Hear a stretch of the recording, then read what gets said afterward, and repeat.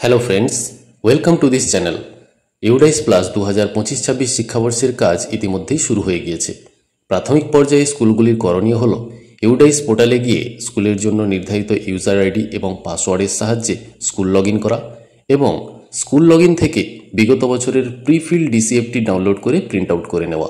এই ভিডিওতে আমরা দেখতে চলেছি এই বছর অর্থাৎ 2025 সালে স্কুলের ইউজার আইডি এবং ডিফল্ট পাসওয়ার্ড কী হবে, পাসওয়ার্ড কিভাবে চেঞ্জ করবেন এবং পাসওয়ার্ড চেঞ্জ করার পলিসিগুলো কি কি, এবং স্কুল লগ ইন থেকে কিভাবে বিগত বছরের প্রিফিল্ড ডিসিএফ ডাউনলোড করবেন।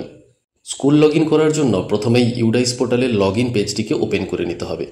ইউডাইস পোর্টালের লগ ইন পেজটি কীভাবে ওপেন করবেন আসুন দেখে নেওয়া যাক। এর জন্য যে কোনো ডিভাইস থেকে সবার প্রথমে গুগল সার্চে চলে আসতে হবে।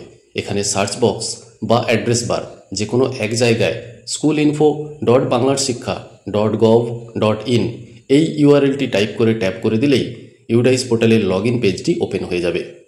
আর একটি উপায়ে ইউডাইস পোর্টালের এই লগ ইন পেজটি ওপেন করা যায়। এর জন্য বাংলার শিক্ষা পোর্টালের হোম পেজে চলে আসতে হবে। এখানে বাম কোণের ওপরের দিকে একটি মেনু রয়েছে স্কুল ইনফরমেশান। এই মেনুটিতে ট্যাপ করলে সরাসরি ইউডাইস পোর্টালের লগ ইন পেজটি ওপেন হয়ে যায়। এবার এই লগ ইন পেজে স্কুলের ইউজার নেম, ডিফল্ট পাসওয়ার্ড এবং ক্যাপচা কোড দিয়ে সাইন ইন করে নিতে হবে। ইউজার নেম হবে স্কুলের 11 ডিজিটের ডাইস কোড সঙ্গে 33। পাসওয়ার্ড যেহেতু সেন্সিটিভ ম্যাটার, আমি এখানে সেটি আলোচনা করছি না। ডিফল্ট পাসওয়ার্ডটি আপনারা আপনাদের সংশ্লিষ্ট এসআই অফিস থেকে পেয়ে যাবেন। সাইন ইন করার সাথে সাথে সবার প্রথমে পাসওয়ার্ড চেঞ্জ করার জন্য এরকম একটি উইন্ডো এসে হাজির হবে। ডিফল্ট পাসওয়ার্ডটির পরিবর্তে নতুন একটি পাসওয়ার্ড ক্রিয়েট করতে হবে, তবেই স্কুলের লগ ইনটি ওপেন করা যাবে।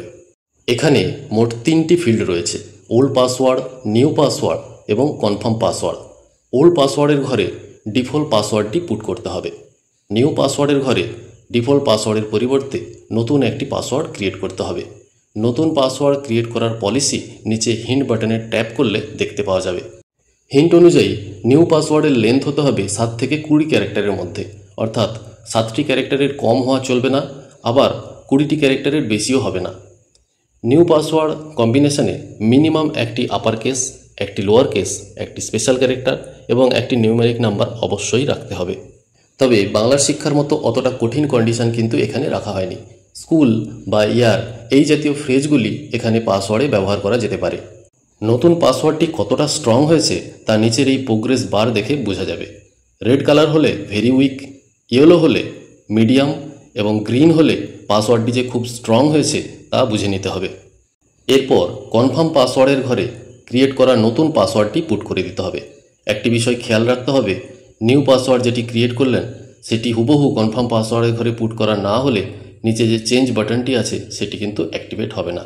এরপর চেঞ্জ বাটনটিতে ট্যাপ করে দিলেই পাসওয়ার্ড সাকসেসফুলি চেঞ্জ হয়ে যাবে এবং পুনরায় ইউডাইস পোর্টালের যে লগ ইন পেজ আছে সেটি ওপেন হয়ে যাবে।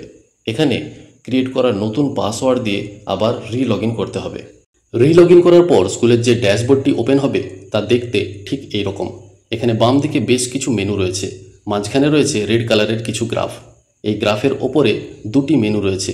প্রথমটি হলো ব্ল্যাঙ্ক ডিসিএফ ডাউনলোড, অপরটি হলো ডাউনলোড প্রিফিল্ড ডিসিএফ।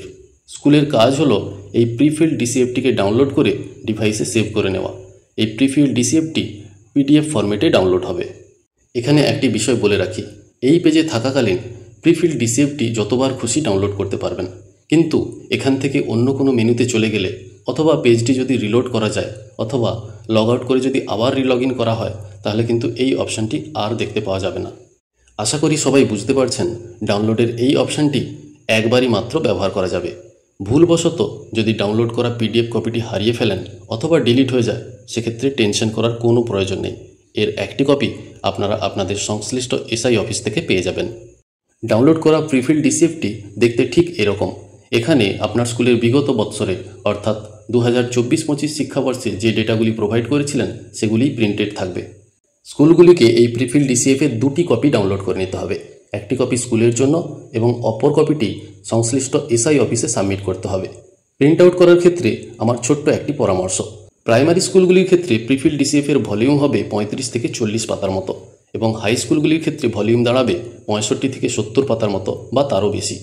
এখানে প্রিফিল্ড ডিসিএফটির বোথ সাইড প্রিন্টিং করা সবচেয়ে বুদ্ধিমানের কাজ হবে।